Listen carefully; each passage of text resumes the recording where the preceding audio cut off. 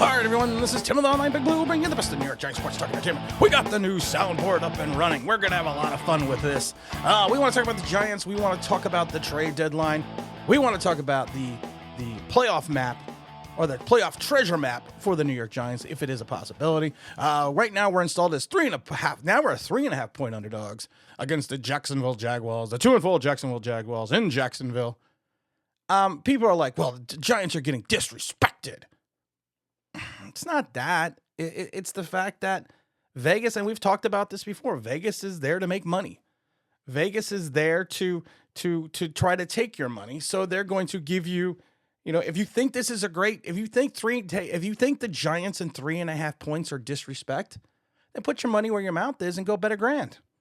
Because sports betting is legal in most states now. I always tell people, it's sometimes you want to walk, you want to talk the talk, you got to walk the walk at the same time. I think the Giants are 3.5 points worse than the Jaguars? No. But the Jaguars' defense has been a little bit of a mess lately, but they do have some skill players on defense. They have an ability to generate a pass rush. So you know what? I'm not saying that I think the Jaguars are going to win. You have to hope the Giants are going to win. That's why we're going to talk about this road to the playoffs. But I also want to talk about the trade deadline, because I now see people are like, well, the Giants are going to be players at the trade deadline. Oh, dear Lord. Okay, guys. Okay. Yes, the Giants are a surprising 5-1. Everyone talks about getting a wide receiver. You don't need a wide receiver because your offense is not built around or predicated around Daniel Jones throwing the ball deep. That's not. It's a short passing, run heavy style offense. So you don't need a wide receiver. You need a linebacker.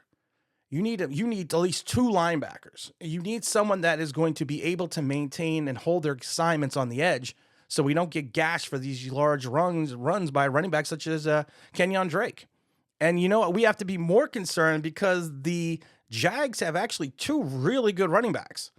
And one is a speedster, and we're going to get it. We're going to get into that. We might do a stream Thursday afternoon. I haven't decided yet. But instead of looking at a wide receiver, you got to look at a linebacker.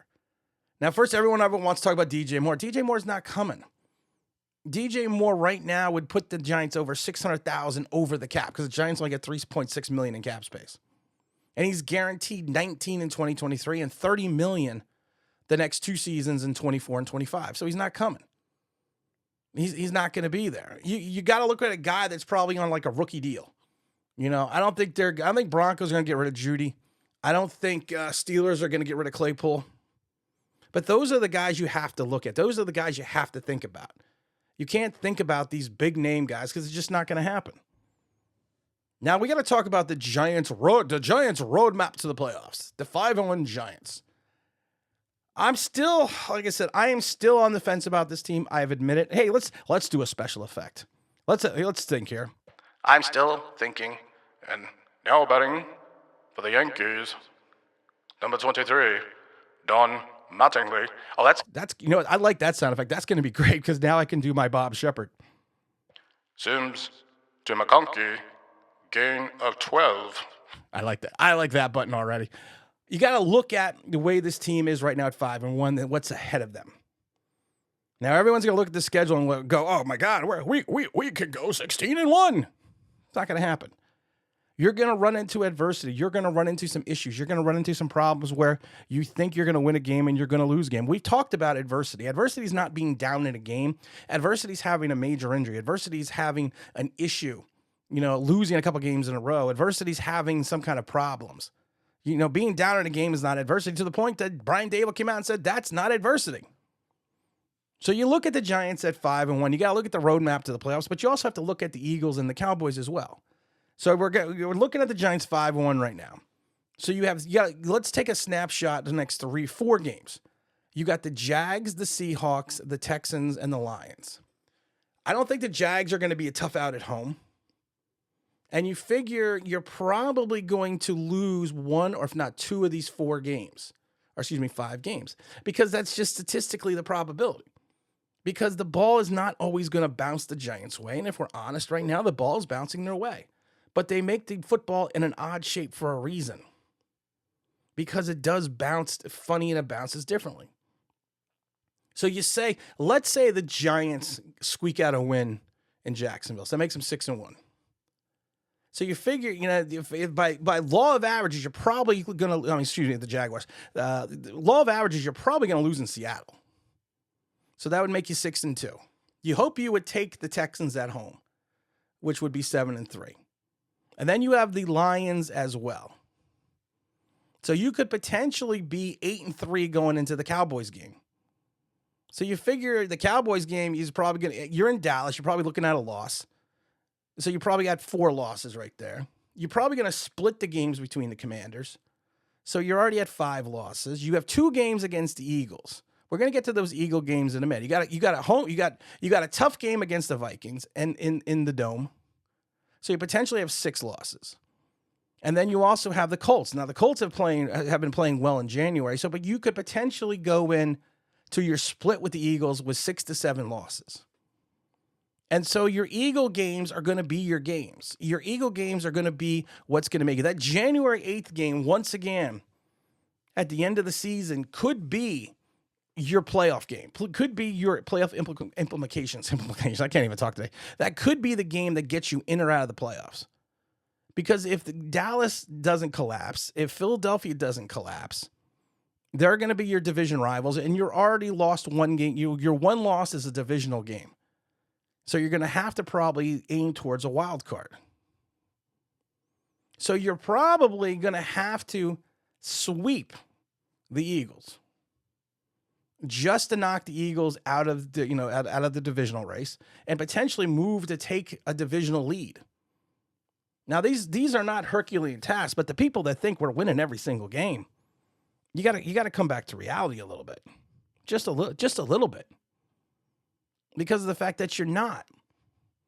But if you look at this from an objective standpoint and you look at how the Giants can move forward each week, and that's why I love Brian Daboll, because he doesn't talk about what the team has done. He talks about what the team is doing and what's in front of them. That's why he's so successful this early on in his career, because him and Shane we've talked about this a million times, have got the philosophy that you have to look at the opponent in front of you, not what was behind you. So if you can go in to the both matchups with the Eagles with 6 losses, and like I said, if you sweep the Eagles, you're in the playoffs. You're in the playoffs, and then I'm going to get a home game because I am a season ticket holder. I just love the people that hate me because you've been wrong about this. Yeah, you've been wrong for 10 years. And just, you know what the funny thing is? They always say, even a blind squirrel finds a nut. You keep saying the team is going to be good for 10 years. One day you're going to land on being right. But like I've said before, I'll go to a playoff game. So I hope they win. So, but if you take this from perspective of, if you can maintain 6 losses going into the 2 matchups with the Eagles, and that's on December 11th and this January 8th, you can then have the possibility and the potential of making the playoffs. Now, like I said, it may be more difficult to make the playoffs as a wild card team. You may have to try to take the division. You might have to. But like I said, all this is predicated. The biggest stretch of games that the Giants have right now. Oh, I feel a sound effect. I feel a sound effect coming on. I don't know. No me gato, Mr. Roboto, Domo. Domo no mi gato, Mr. Roboto, Domo. I love that. we're gonna have a lot of fun with this because there's 10,000 different sound effects on this board. But like I said, you may need your biggest stretch of game for the Giants are going to be these 5 weeks, because you have 5 winnable games. I should say, rephrase it. You have 4 weeks. You have 4 winnable games: the Jags and the Seahawks, the Texans and the Lions. Now you have the Texans and the Lions at home. So I got back-to-back home games. You got the Texans and the Lions at home, so that's going to be interesting to say the least. But your 2 big games you need to focus on, and I always hate the expression. It's a must-win game. But in some ways, the Jags and the Seahawks, you got to at least split. You have to split. You can't go 0-2. And this is going to test the team's mettle right now. This really is, and I'm talking heavy metal. I'm talking heavy metal, dude. I'm talking heavy metal on this one, guys. You gotta split you gotta split these 2 games. You cannot go 0-2. Now, for people that think that these two teams are going to be a quick out and they're going to be an easy win for the Giants, you haven't been watching the last 6 weeks because nothing's been easy. Nothing's been easy for this team. And like I said, you have to focus on the opponents ahead of you.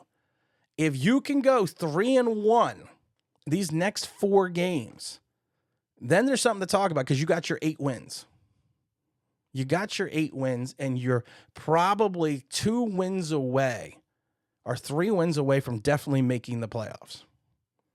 And that's the way you have to look. That's the way you have to look at this roadmap. I have all these buttons. I want to know what they do. I got a bleep button now. I got a bleep button now for anyone that pisses me off about Daniel Jones, because then I can be like, you know what, you are nothing but a and the horse you rode in on.